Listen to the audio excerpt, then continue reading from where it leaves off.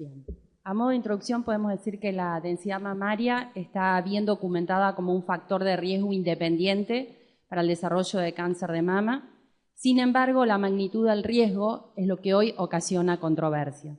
Aproximadamente 27.6 millones de mujeres entre 40 y 74 años en los Estados Unidos tienen mama densa y la mayoría de ellas son clasificados como categoría C de acuerdo a la ACR.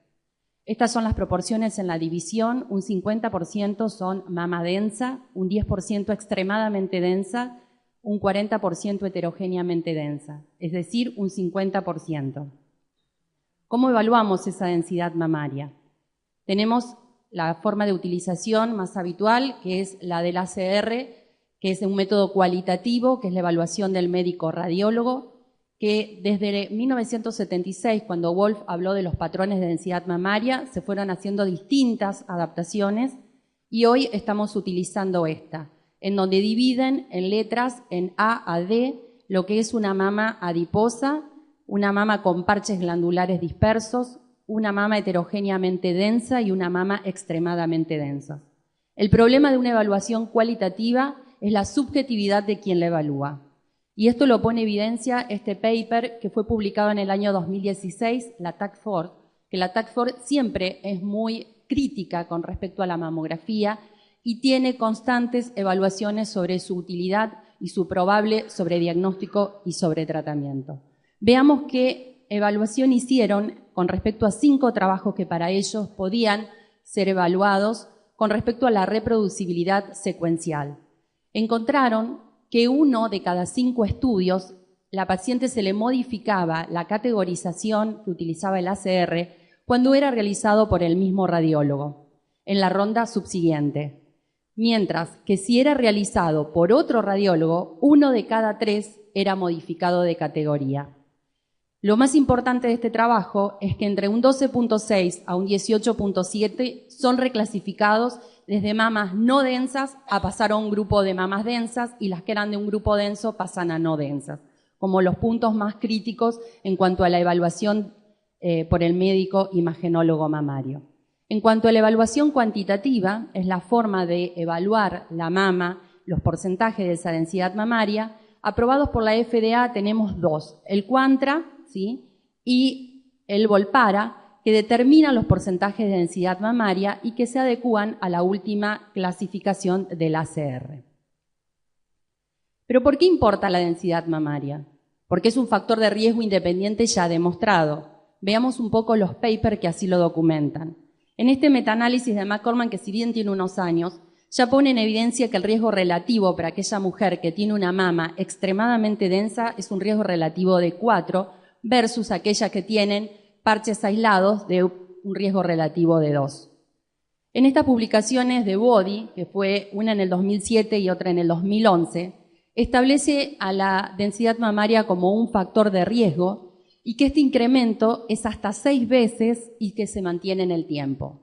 Críticas a este trabajo es que es real que existe un aumento de 6 veces, pero este aumento se da entre los grupos extremos, en las mamas totalmente adiposas, ACRA, versus las mamas extremadamente densas que son las ACRD. Es decir, que solo evalúa un 20% de las mujeres y no podemos extrapolarlo al 80% de ellas. Este es otro metaanálisis en donde evalúa el riesgo de la densidad mamaria y podemos ver que consideraron solamente 3 estudios en donde habían evaluado la densidad mamaria en forma automática y encontraron que el riesgo relativo para el grupo de las mujeres premenopáusicas es de 1.37 y para las posmenopáusicas de 1.38, por lo cual no hay diferencias estadísticamente significativas.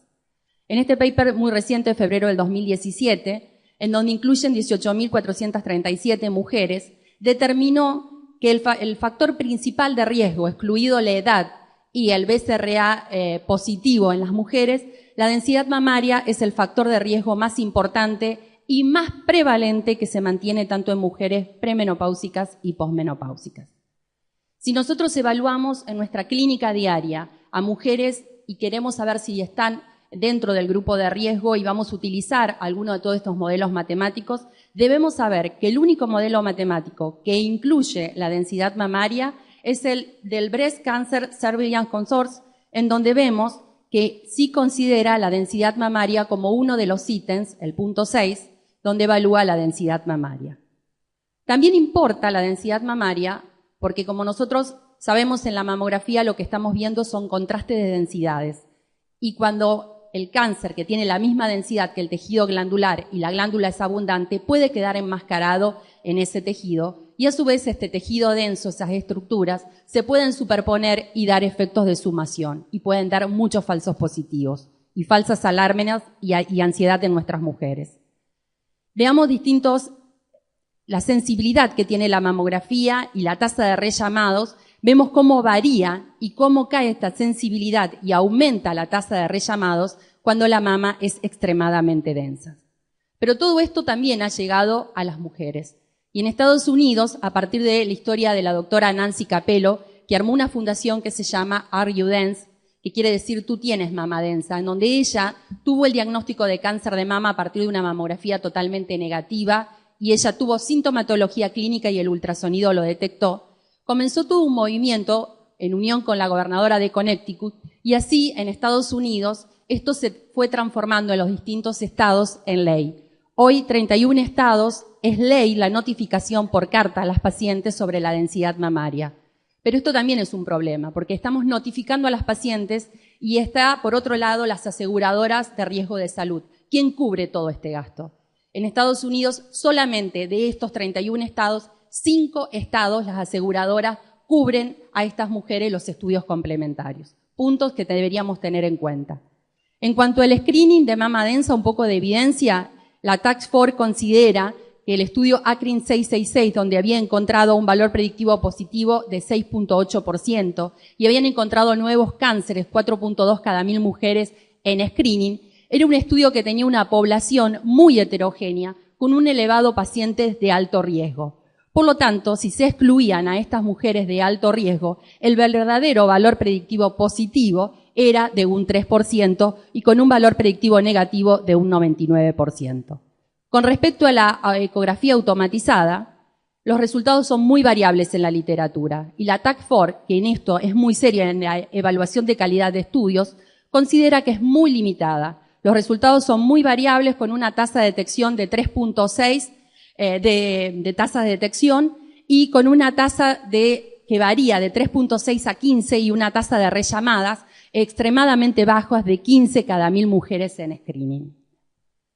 Este es otro trabajo muy interesante, retrospectivo, de Connecticut, en donde lo más importante de este trabajo es que la tasa de detección, fíjense, es de 4 cada 1000 el primer año, y después la detección del cáncer se mantiene a lo largo del tiempo. 3.3, al último año el 4, 3.3, pero lo que fue aumentando en el tiempo es el valor predictivo positivo de aquellas lesiones que nosotros enviamos a biopsias, de 7.3 a un 20%.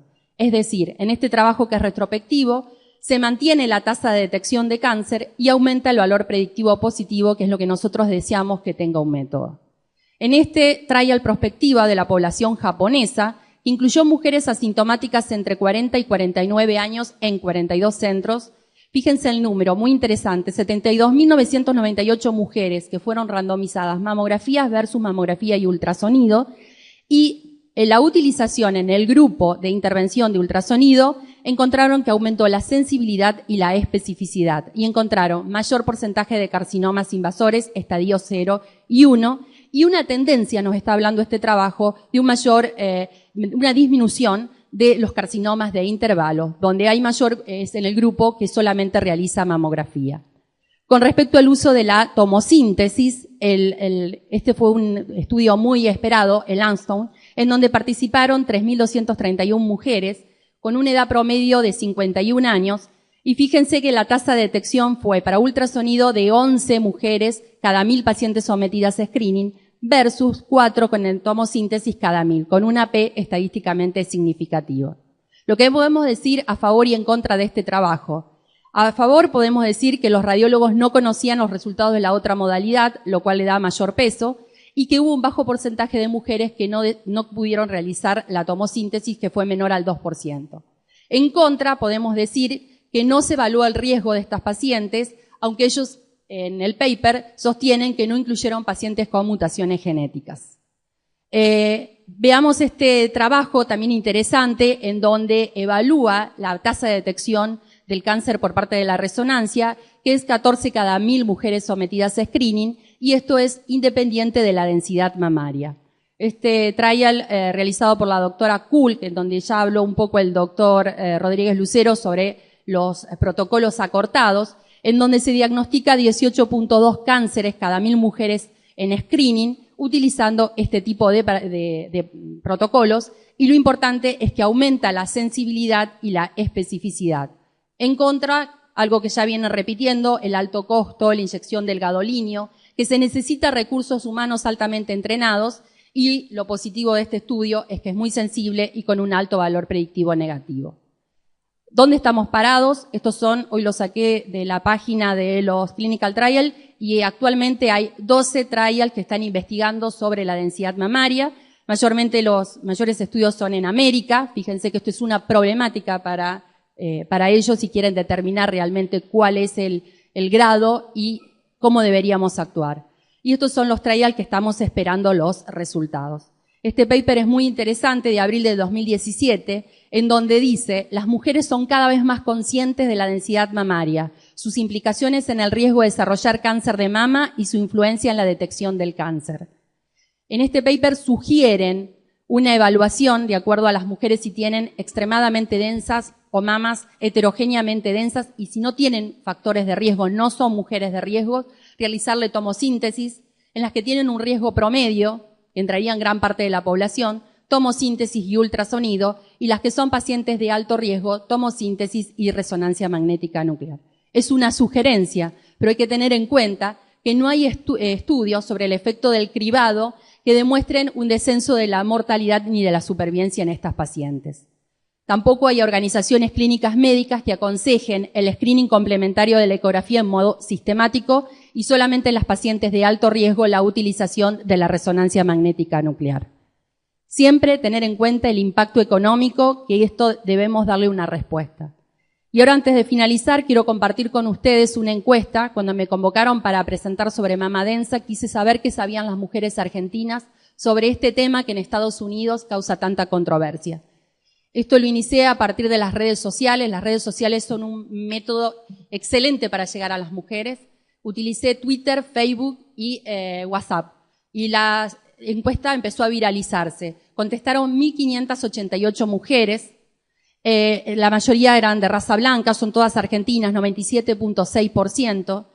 Lo llamativo de esta encuesta es el alto grado de estudios que tenían las mujeres. El 50% casi de la población eran mujeres universitarias, y el resto entre mujeres que tenían estudios terciarios y secundarios. De profesión, la gran mayoría de estas mujeres eran mujeres que trabajan en forma profesional independiente y que también trabajan en relación de dependencia, pero que eran profesionales. Fíjense esta torta, es muy importante que el 90.5% de todas estas mujeres que participaron tenían cobertura médica, obra social o prepaga. Habían tenido, en un 93% no habían tenido diagnóstico de cáncer, casi un 7% sí. Tenían un 66.2% sin antecedentes familiares. Y cuando se le hizo esta pregunta al grupo que debería estar incluido como pacientes de ser sometidas por screening, en la Argentina, en base a las recomendaciones de la Sociedad Argentina de Mastología, debería ser a partir de los 40 años anualmente, y esto fue lo que consideró esta encuesta. Fíjense que nunca realicé una mamografía, es un 27%. Es muy llamativo para un grupo de población que tienen un 90% de sus casos está cubierta por una cobertura social. Y cuando se le preguntó si habían escuchado el término de mama densa, casi el 60% dijo que no.